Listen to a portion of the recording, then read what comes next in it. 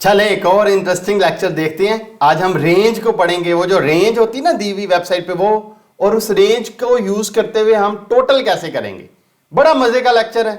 जितना समझ आ रहा है उतना समझ के इंजॉय करें, ना समझ आए परेशान नहीं होना, क्योंकि ये एडवांस लेवल के टॉपिक्स हैं। ये प्रोग्रामिंग विद अदनान के नाम से ये चैनल है, फौरन से इसको सब्सक्राइब करें। और ये प्ले लिस्ट है, इसके अंदर वेब डेवलपमेंट फॉर बिगिनर के नाम से प्ले लिस्ट है। आपको बहुत अच्छा डेवलपर बनाएगी, डॉलर छापने में आपकी मदद करेगी। इस प्लेलिस्ट को खोलें, सारी वीडियो को देखें, वीडियो क्वालिटी मेक श्योर करें 720 से प्लस है, ताकि कोड आपको सही तरह से नजर आए।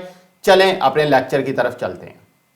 हमारी वेबसाइट के ऊपर एक हम आज H1 का टैग लेते हैं। H1 के टैग के अंदर हम लिखते हैं हमें आज क्या डिस्कस करना है, रेंज को डिस्कस करना है हमने। और रेंज क्या होती है कि जब आप एक फॉर्म बनाते हो, कोई भी फॉर्म को मैंने आपको बताया कि डाटा सबमिट करने का काम करता है। इसके अंदर मैं इसकी मेथड लिख देता हूं कि ये क्या करेगा। अगर मैंने डाटा सबमिट करना है तो मैं इसको पोस्ट को टिक करूंगा और इसके आगे मैं एक एक्शन लिखता हूं। एक्शन मैंने आपको बताया था कि इसका जो रोल होता है, ये बैकएंड लैंग्वेज में अगर कोई काम करना है उसके लिए यूज़ होता है, क्योंकि अभी बैकएंड लैंग्वेज लिखी नहीं, इसलिए इसको ओपन छोड़ूंगा। इस फॉर्म के अंदर मैं एक इनपुट का टैग लेता हूं। इनपुट के टैग के अंदर मैं जाके इसकी टाइप इसको बताता हूं, और टाइप में मेरे पास डिफरेंट तरह की टाइप्स आ रही हैं। और मैं इसको कहता हूं कि ये मेरी जो टाइप है ये रेंज की टाइप है, कि रेंज मुझे नज़र आए। वो कह रहा है ठीक है रेंज की टाइप है। वो कहता है ठीक है ये रेंज है, तो रेंज की हमारी वैल्यू कितनी होगी। मैं कहता हूँ रेंज की आप वैल्यू 100 कर दें। इसको मैं कंट्रोल F5 करता हूँ जाके, ताकि हम देखें कि हमारे पास क्या है। ये आपके सामने एक रेंज बनी हुई नज़र आ गई है। इसके रेंज के अंदर जो वैल्यू है ये 100 वैल्यू है। इसको आप आगे करेंगे पीछे करेंगे, वो 100 के हिसाब से चीज़ उसके अंदर आएगी। लेकिन मैं चाहता हूं कि ये जो मेरी रेंज नज़र आ रही है, ये रेंज इधर मुझे लिखी हुई नज़र आए कि अभी मैं कहाँ पे पहुंच गया हूँ, कितने पे हूँ। तो मैं एक काम करता हूँ कि मैं एक और इधर BR का टैग देता हूँ। इसके बल्कि BR के टैग देने की मुझे ज़रूरत नहीं है, क्योंकि मैं इसके साथ ही लिखना है, इसलिए मैं इंटर मारता हूँ। अब मैं चाहता हूँ कि रेंज लिखी आ रही है, तो ये लिखा भी आए कि ये कितने पे मैं पहुँच गया हूँ, कहाँ पहुँच गया हूँ। और इसके लिए मैं एक आउटपुट का टैग मुझे यूज़ करना पड़ेगा। आउटपुट का टैग किसी भी चीज़ का आउटपुट दिखाता है, तो मैं आउटपुट के टैग को क्लिक करूँगा और मैं इसको ओपन कर दूँगा। तो सब आउटपुट के टैग को कैसे पता चलेगा कि ये किस चीज़ का आउटपुट है। तो सबसे पहले मैंने आपको बताया था कि किसी भी चीज़ को आइडेंटिटी देनी पड़ती है, आईडी देनी पड़ती है। मैं मिसाल के तौर पे इसे आईडी दे देता हूँ कि ये ए है आईडी, ताकि अब ये आईडी क्योंकि मैं आउटपुट को दूंगा, तो आउटपुट को बताने के लिए मैंने जब बताना है कि ये किस चीज़ का आउटपुट है, तो मुझे इसके अंदर वो ए आईडी को देना पड़ेगा। तो मैंने क्या किया, मैंने अपने इनपुट के टैग को एक आइडेंटिटी दे दी। और उस आइडेंटिटी को कौन पहचानेगा, आउटपुट का टैग कैसे पहचानेगा, वो फॉर के थ्रू पहचानेगा।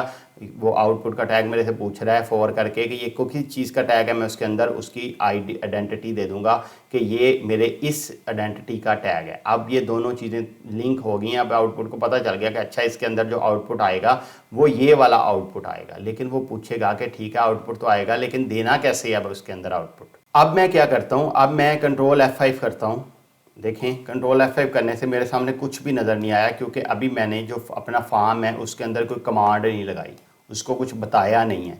आउटपुट को सिर्फ मैंने नाम दे दिया है, लेकिन उससे कोई काम नहीं कराया। उसको काम कराने के लिए मुझे ये जो फॉर्म है, ये जो आपके सामने एक फॉर्म आ रहा है, इसका एक एट्रीब्यूट होता है ऑन इनपुट का। ऑन इनपुट जब हो, मैंने इस पर क्लिक कर दिया तो वो कह रहा है जब इसके अंदर इनपुट हो। इनपुट जब फॉर्म के अंदर ही मैं कर रहा हूँ, ये वाला इनपुट ही कर रहा हूँ ना। जब मैं इसको डेट की रेंज को F5 को चेंज कर रहा हूँ इधर, तो ये जैसे ही मैं इसको रेंज को चेंज कर रहा हूँ, ऊपर कर रहा हूँ, आगे कर रहा हूँ, पीछे कर रहा हूँ, ये बेसिकली मैं क्या कर रहा हूँ, फॉर्म को एक इनपुट दे रहा हूँ, एक डाटा दे रहा है, एक उसको बता रहा हूँ। जब मैं कह रहा हूँ उसको, तो मुझे क्या करना पड़ेगा, मुझे एक एट्रीब्यूट यूज़ करना पड़ेगा। फॉर्म का एट्रीब्यूट है, उसके अंदर लिखूंगा कि ऑन इनपुट, कि जब फॉर्म के अंदर कोई भी इनपुट हो तो उसको क्या करो। तो क्या करो, अब आप ज़रा गौर करें इस पूरे फॉर्म के ऊपर। मैंने एक फॉर्म बना लिया, उसको मैंने एक एक्शन दे दिया जिसकी अभी ज़रूरत नहीं है। मेथड मैंने पोस्ट बता दिया। ऑन इनपुट अभी मैंने इसको कुछ कराना है इधर, कि जब इसके अंदर इनपुट हो तो क्या करे वो। इधर मैं वो फार्मूला इधर लिखूंगा।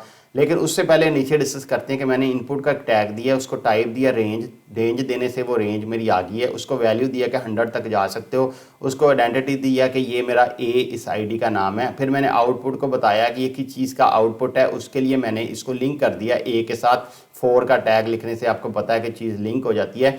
लेकिन आउटपुट के अंदर मैंने कोई नेम नहीं दिया। आउटपुट को नेम दूंगा तो उससे पता चलेगा ना इस फार्मूले में, तभी तो मैं लगा पाऊंगा। अगर मैं आउटपुट कुछ दूंगा ही नहीं, ना नेम नहीं दूंगा, तो इस फार्मूले को कैसे पता चलेगा कि मैंने कहाँ पे जाके दिखाना है। तो मैंने आउटपुट को इसको एक नेम दूंगा, और नेम मैं मिसाल के तौर पे इसे x दे देता हूँ कि ये मेरा जो आउटपुट है इसका नाम x है। तो अब मैंने आउटपुट को अपना नेम दे दिया है, मैंने इनपुट को इसके साथ लिंक कर दिया है, और मेरे पास वैल्यू इसकी 100 आ रही है। ये आपके सामने एक चीज़ आपके सामने बनी हुई आ गई है। अब मुझे किस में एक चीज़ को दिखाना है, मतलब ऑन इनपुट अगर कोई चेंज आए तो मुझे किसके अंदर दिखाना है, मुझे आउटपुट के अंदर दिखाना है। तो आउटपुट का नाम क्या है मेरा, आउटपुट का मेरा नाम है x। तो मुझे क्या करना है, x के अंदर दिखाना है। x के अंदर क्या दिखाना है, मैंने x के अंदर मैंने दिखानी है वैल्यू। तो वैल्यू किसकी दिखानी, x की वैल्यू, वो किसके बराबर मैं चाहता हूँ हो जाए x की वैल्यू। मैं चाहता हूं कि x की जो वैल्यू है वो मेरी बराबर हो जाए, इसके बराबर हो जाए, ये जो a है इसके बराबर हो जाए, क्योंकि इधर मैंने आइडेंटिटी दी हुई है, मुझे इसको अलग से नाम देने की ज़रूरत नहीं है। तो मैं कहता हूं कि a डॉट वैल्यू हो जाए मेरी। ये मैंने इसको कर दिया। फिलहाल आपके सामने क्या किया मैंने कहा कि ये फॉर्म के अंदर जब इनपुट हो तो जो x है, x हमारा क्या है, x हमारा एक आउटपुट है, उसका एक नाम है x। तो मैं कह रहा हूं कि x डॉट मतलब कि आगे उसकी क्या पूछना चाह रहे हो, वैल्यू। मैंने कहा x की जो वैल्यू है वो a की वैल्यू के बराबर हो जाए। a को ना, तो आपको पता है जिसमें इनपुट देते हैं उसमें id देते हैं, वो id से पहचाना जाता है। तो अब मैंने इसलिए id दी, id डॉट वैल्यू हो जाए। तो मैंने कहा कि जब भी कोई इसके अंदर इनपुट करे तो मेरा जो आउटपुट है उसकी जो वैल्यू है वो हमारे इनपुट की वैल्यू के बराबर हो जाए। ये मैंने इधर फार्मूला लगा दिया। अभी हम इस फॉर्म को कंट्रोल F5 करते हैं। जब मैंने इसको कंट्रोल F5 किया है, ये देखें आपके सामने, जैसे ही मैं इसके अंदर चेंज कर रहा हूँ वो देखें आपके सामने चेंज होती जा रही है। अब वो कह रहा है 18 पे हो, अब वो कह रहा है 21 पे हो, अब वो कह रहा है 35 पे हो। जैसे जैसे मैं चेंज कर रहा हूँ और 100 तक मैक्सिमम ये हमारा लेके जा रहा है। ये देखें कितना ज़बरदस्त फार्मूला, रेंज का रेंज दिखा के वो इसके अंदर चेंज कर रहा है। अब हमारा काम तो हो गया, लेकिन ये आपको मैं एक बात बताता हूँ कि ये जो HTML के अंदर ये जो वैल्यू आ रही होती है ना, ये हमारी स्ट्रिंग होती है। स्ट्रिंग का मतलब है कि एक टेक्स्ट फॉर्म में होती है, जबकि हमें चीज़ को जमा करने के लिए, प्लस करने के लिए, माइनस करने के लिए हमें नंबर में वैल्यू चाहिए होती है।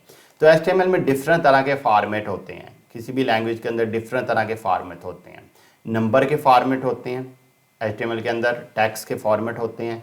आपने राइट फॉर्मेट में चीज़ लिखनी होती है, तब वो अपना काम करती है। अभी ये काम तो हमारी कर रही है, हमारा टास्क कंप्लीट हो गया है। लेकिन अगर मैंने इसको राइट फॉर्मेट के अंदर लेके जाना है तो इसको कन्वर्ट करने के लिए मेरे पास एक कमांड होती है पार्स इंट। जैसे ही मैं पार्स इंट करूंगा तो वो ऑटोमेटिकली मेरा जो टेक्स्ट है उसको नंबर में कन्वर्ट कर देगा।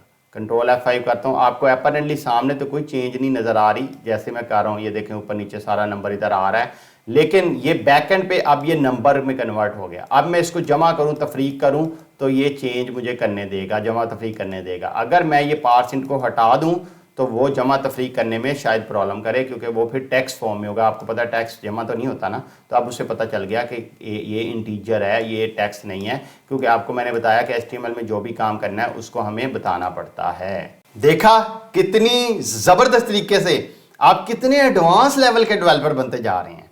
ये डेवलपर तो 10-10 साल एक्सपीरियंस के बाद भी ये चीज़ नहीं आती जो आपने अभी सीख ली है। इसको प्रैक्टिस करें और आगे से आगे सीखते जाएं, वीडियो को देखते जाएं, साथ साथ प्रैक्टिस करते जाएं। ये बड़ी ज़रूरी है आपके लिए। कोई काम है तो ज़रूर बताइएगा। Thank you so much.